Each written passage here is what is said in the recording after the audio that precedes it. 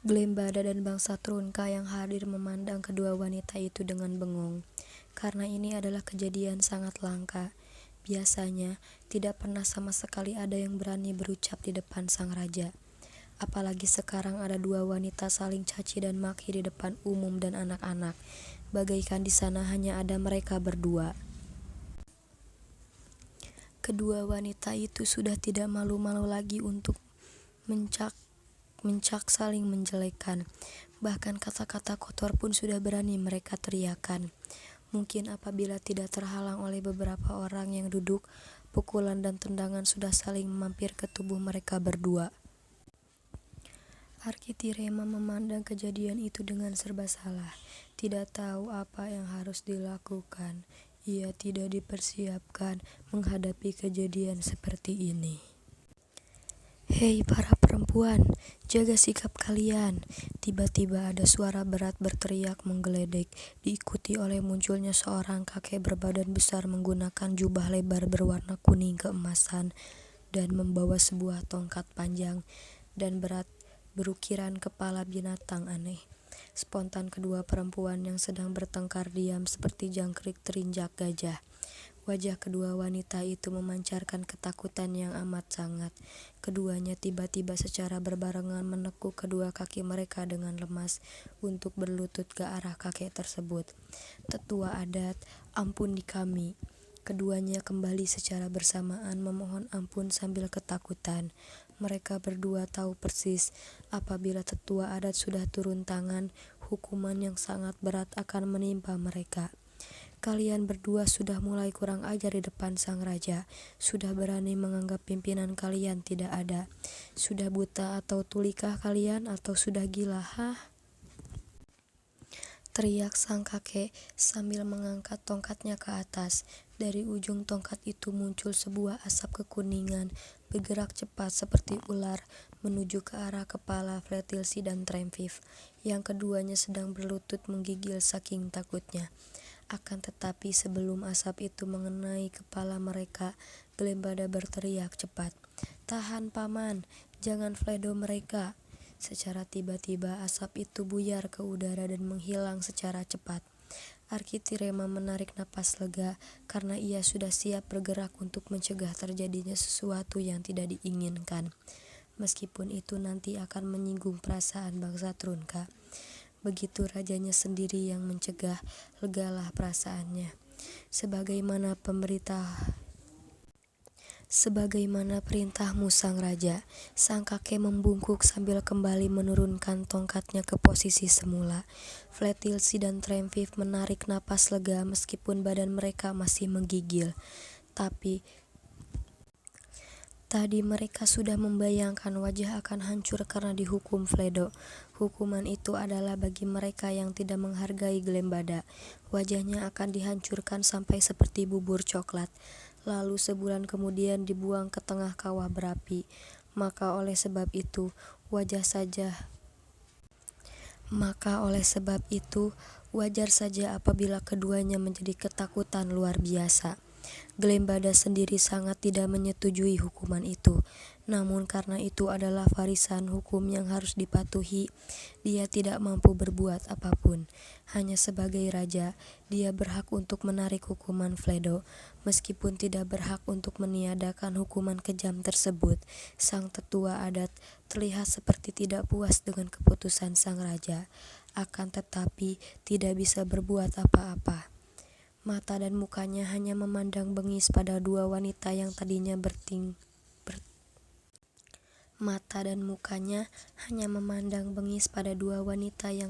bertengkar itu, lalu memandang ke arah Arkitirema dengan pandangan penuh kebencian, sambil mengarahkan telunjuknya pada pemuda itu dan dia berkata, "Engkaulah yang membuat peristiwa ini terjadi, engkaulah gara-garanya. Tidak pernah sekalipun kejadian seperti ini sebelumnya ada.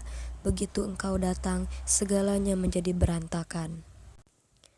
Ditunjuk dan dituduh seperti itu, Arkitirema tidak menjadi kecil hati.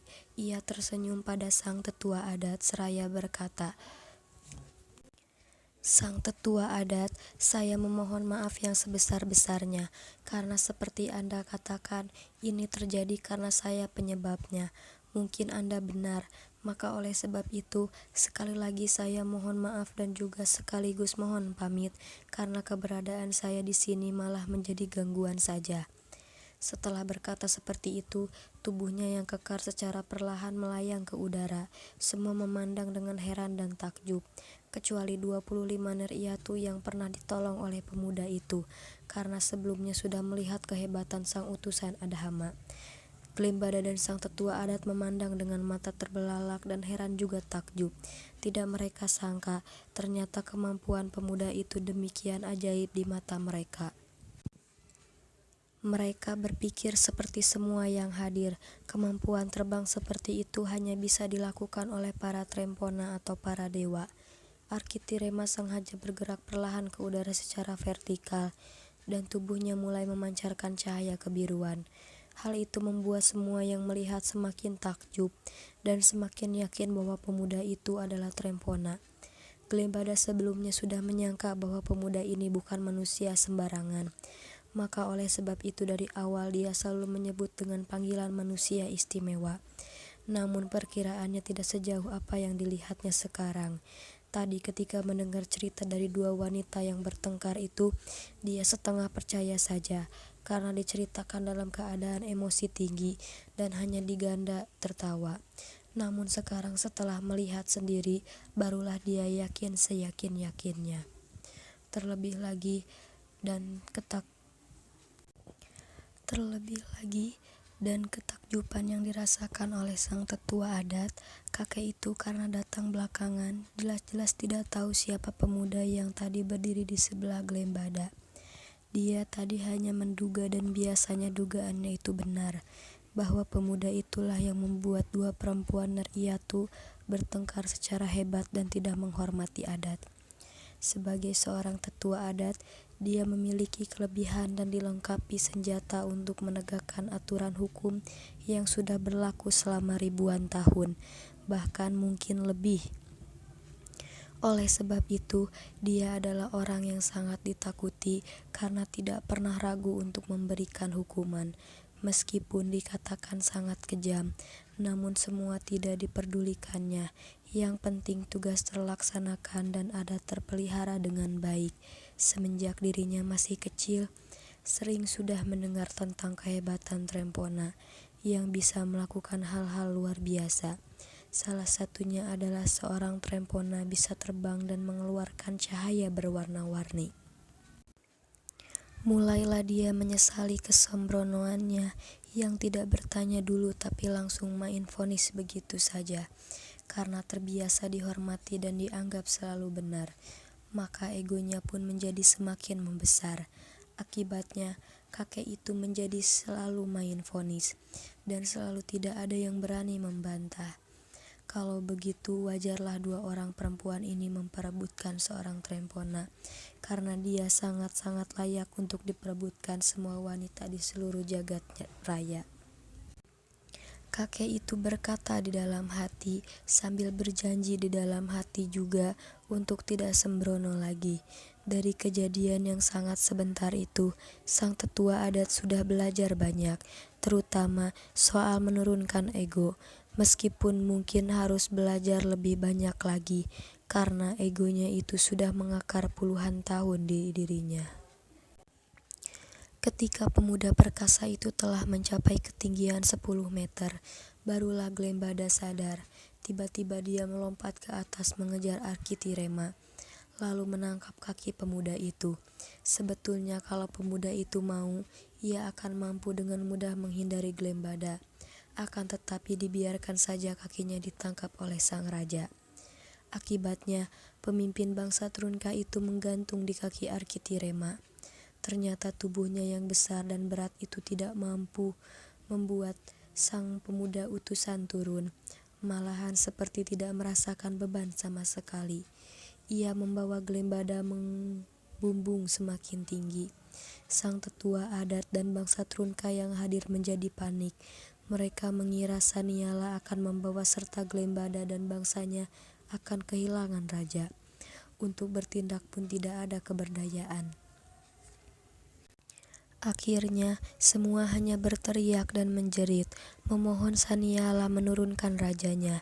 Glembada sendiri yang menggantung di kaki pemuda itu berkata sambil memohon, "Santunala, oh Santunala, mohon ampun dan maafkan kami. Janganlah kebodohan kami membuat Anda tersinggung. Janganlah dahulu tinggalkan kami. Kami mohon, janganlah pergi. Ampunilah kami, ampunilah kami." Arkitirema melihat ke bawah dari ketinggian. Matanya yang super tajam itu memperhatikan satu persatu bangsa Trunka, termasuk sang tetua adat. Mata kakek itu sudah tidak ada lagi pandangan penuh kebencian seperti tadi. Mata tua itu sekarang dipenuhi pandangan penuh penyesalan dan permohonan maaf. Pemuda itu sendiri memang tidak serius akan pergi. Ia hanya hendak memberi pelajaran kepada sang tetua adat. Arkitirema tahu persis dengan sekali melihat, kewaspadaannya membaca jelas bahwa kakek itu tidak tahu ia siapa dan tidak akan bisa disadarkan dengan kata-kata. Karena itu hanya akan memancing ego si kakek semakin meninggi. Oleh sebab itu, ia sengaja sedikit menunjukkan kemampuan dan seolah-olah hendak pergi dan tidak melawan kata-kata sang tetua adat. Tindakannya itu benar-benar efektif. Juga ia pun ingin menguji sang raja. Apabila Glembada menyalahkan sang tetua adat, ia akan terus menghilang dan pergi. Ternyata sang raja membebankan kesalahan si kakek itu semua pada dirinya sebagai seorang pemimpin. Dia tidak menyalahkan ketua adat, malah memohonkan maaf atas kesalahan itu, dan membuat kesalahan yang diperbuat bangsanya adalah kesalahan dan tanggung jawab sang raja. Inilah raja bijaksana, pikir pemuda perkasa itu. Seorang raja yang akan rela mengorbankan apapun untuk rakyatnya. Manusia semacam ini sungguh sudah sangat langka. Kebanyakan seorang raja atau seorang yang dianggap pimpinan justru akan mengorbankan rakyat untuk kepentingan dirinya. Dan ini bisa terjadi di belahan dunia mana saja dan hampir di semua gugusan galaksi. Tubuh Arkitirema mendadak berhenti di udara, lalu dengan mengarahkan sedikit tenaga, ia menyalurkan energi ke pergelangan kaki untuk melepaskan cengkraman tangan Glembada. Sang raja merasakan ada semacam tenaga dahsyat yang memaksanya membuka telapak tangan dan tidak bisa ditahan, meskipun dia berusaha untuk melawan. Sang raja mengerahkan seluruh tenaganya untuk mencoba mempertahankan cengkraman di pergelangan kaki Arkitirema. Namun semua usaha itu sia-sia. Cengkraman itu terlepas dan tubuhnya melayang ke bawah dengan cepat. Pimpinan bangsa Trunka itu mencoba mengatur keseimbangan tubuhnya agar terjatuh dengan kedua kaki terlebih dahulu. Namun sebelum tubuh besar itu menyentuh permukaan tanah, tiba-tiba dalam jarak 3 meter, Glembada merasakan ada sebuah tenaga yang menghentikan laju tubuhnya, sehingga badan sang raja menggantung di udara. Sang raja celingukan ke sana kemari mencari penyebab badannya bisa mengambang seperti itu. Ketika memandang ke atas, karena berdasarkan perkiraan itu pasti perbuatan Arkitirema, pemuda itu sudah tidak berada lagi di atasnya. Dicari ke arah pinggir, kiri dan kanan juga tidak ada. Akhirnya dia melayangkan pandangannya ke bawah. Ternyata pemuda sakti itu sudah di bawah dengan posisi tangan kanan mengacung ke arah tubuhnya. Tadi ketika setelah melepaskan cengkraman tangan Glembada di pergelangan kakinya, pemuda perkasa itu segera bergerak dengan sangat cepat bagaikan kilat menuju ke permukaan lantai mendahului jatuhnya tubuh Glembada. Saking cepatnya, tubuh pemuda itu bagaikan menghilang dari udara dan tiba-tiba muncul di bawah. Lalu dengan menggunakan 10% energi, dari jarak jauh ia menahan tubuh Glembada di udara. Sang raja merasa di sekeliling tubuhnya ada udara padat. Dia tidak bisa berkata apapun karena saking takjub dengan apa yang dialaminya. Secara perlahan-lahan, Glembada diturunkan oleh Arkitirema dan mencapai permukaan lantai dengan posisi kedua kaki terlebih dahulu. Mereka yang menyaksikan kejadian itu dibuat terlongong. Peristiwa itu terlalu luar biasa meskipun hanya untuk terlintas di pikiran, dan tidak sedikit pun terbayang maupun terhayalkan. Jeritan kecemasan dan teriakan yang tadi terdengar riuh rendah ketika sang raja menggantungkan di kaki Arkitirema tidak terdengar lagi melihat demonstrasi kehebatan seperti itu. Padahal yang dilakukan oleh sang utusan Adhama masih belum seberapa. Itu mungkin hanya sekitar 10% dari total kemampuan.